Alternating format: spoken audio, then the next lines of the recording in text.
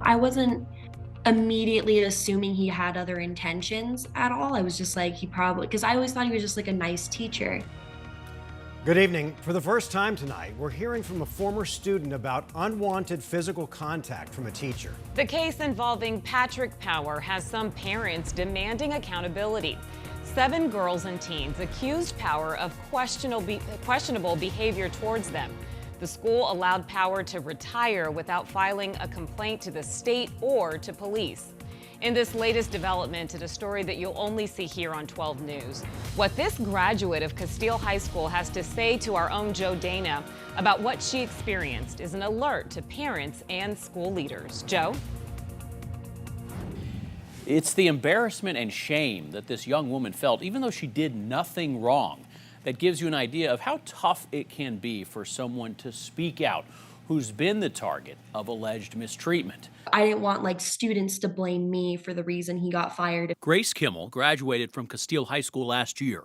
Looking back, she says she saw several red flags from her theater teacher, then 66-year-old Patrick Power. And I was up at his desk trying to pull up something from my email. And I don't know, I guess I was like struggling or something. So he decided to put his hand over my hand while I was using the mouse, while my hand was sandwiched between his hand and the mouse. There were visits to her workplace. He would show up to my job and he would just order like a water. And I was always working the drive-through and he would just like stop by and he'd be like, "Oh, I'm just saying hi. I know you work here." During the holidays, Power gave her a stuffed animal. And I just kind of set it off as like, "Oh, he just got this for me because I'm president."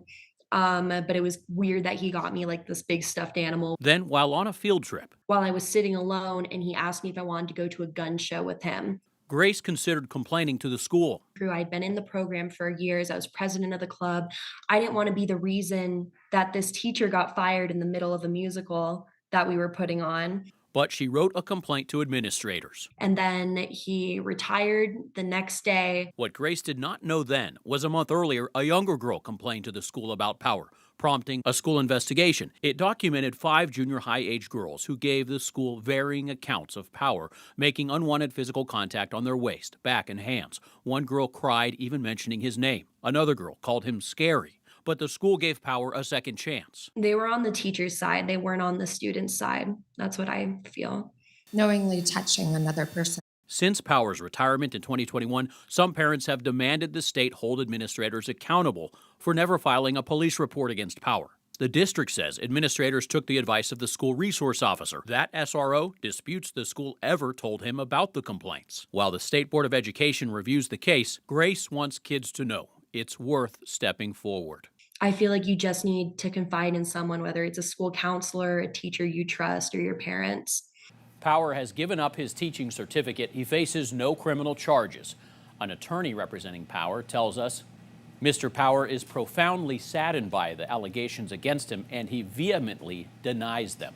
For the latest on the claims and the school district's response, you can go to this story right now at 12news.com.